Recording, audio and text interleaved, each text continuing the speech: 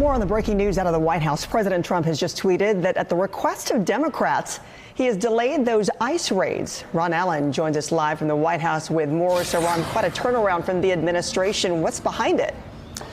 Well, yeah, from this morning when the president was leaving for Camp David, he issued a warning that these raids were going to begin and that people here in the country who had exhausted their legal appeals to stay in the United States, that group, that deportations were going to begin. That was going to be about 2,000 people. And we learned that the ICE agents were going to target families in about 10 different cities from coast to coast, Los Angeles, New York, Miami, Houston, and other major cities around the country, some of which, by the way, are sanctuary cities, where there are efforts to push back at this, efforts to try and help migrants, immigrants, fight the deportations, lawyers, others who are helping them to try and prepare for these raids. It was a pretty big deal, and it was interesting that this whole operation was telegraphed weeks, days, if not weeks in advance.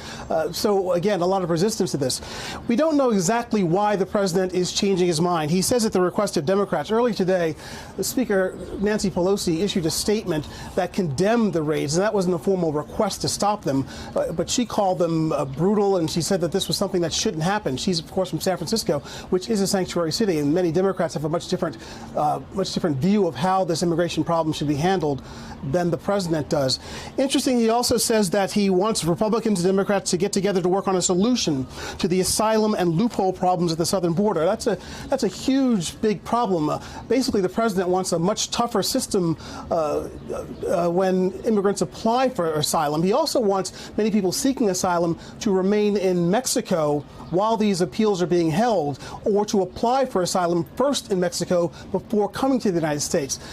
That's all very complicated, meeting a lot of resistance in Mexico as well. You remember a couple of weeks ago, he threatened huge tariffs on Mexico if they didn't step up their enforcement at the border. Today, he said that they have. But a back and forth by the president, what some might say a crisis created and a crisis solved by Mr. Trump. Back to you. Yeah, Ron, we thought he was going to be there at Camp David working on strategy for Iran, and here we are now with that 2-week delay. Thank you. Hey there, I'm Chris Hayes from MSNBC. Thanks for watching MSNBC on YouTube. If you want to keep up to date with the videos we're putting out, you can click subscribe just below me, or click over on this list to see lots of other great videos.